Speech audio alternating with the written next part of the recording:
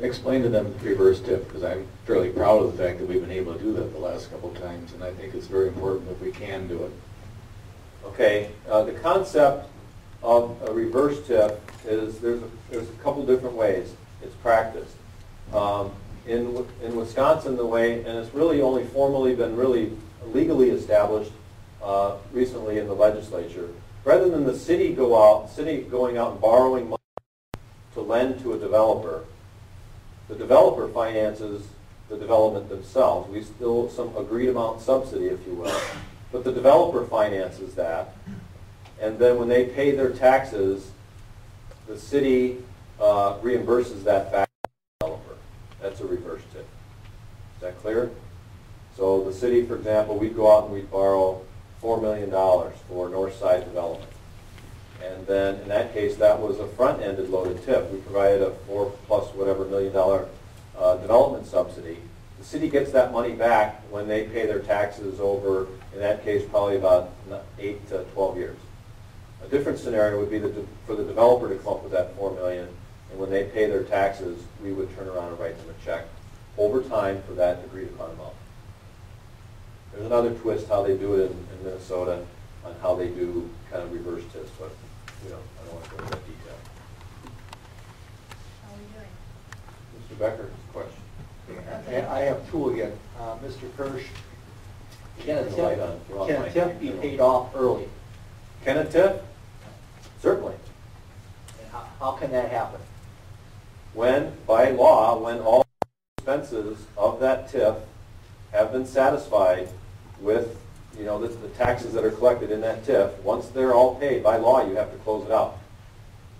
The only, I don't even call it an exception, is you can take tax increment from one tip and put it in another tip. That's allowed by statute, and it's actually a very good process because it protects the city to make sure all the tips are.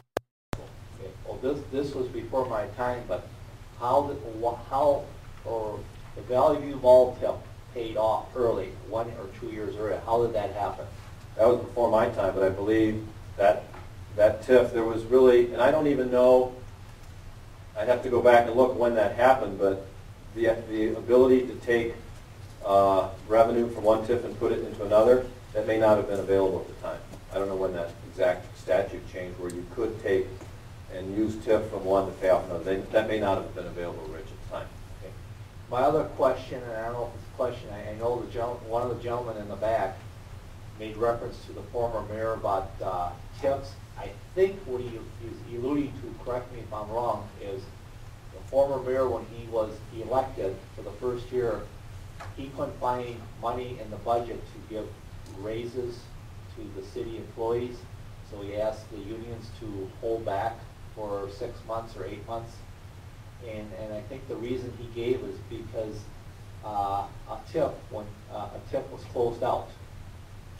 That was part of the question. Oh, okay, all right. When TIF, maybe I can try to answer this.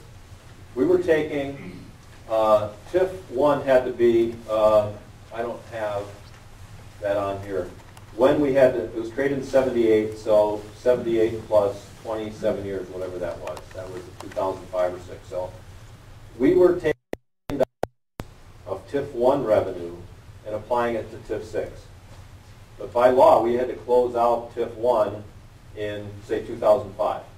So that $1 million that was going to debt service for TIF 6, we didn't have it anymore. We spread with that $1 million of revenue went to the 5 taxing jurisdictions. So we got our share, the county got their share, et cetera. So we basically had a gap, a hole, if you will, in our budget of $1 million that we used to get from TIF to pay off debt.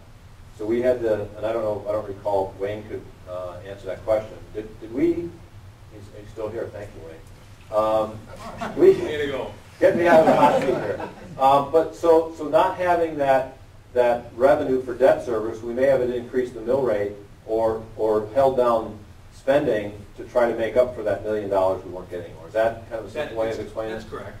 And one way to deal with that would be to perhaps better anticipate when those TIFs are going to be coming offline, so to speak, and perhaps reduce our capital budget a little bit for a couple years so that we don't get $1 million shock, if you will. Most of these other TIFs, again, TIF 4 generates about $1 million, I think it's $900,000 a year.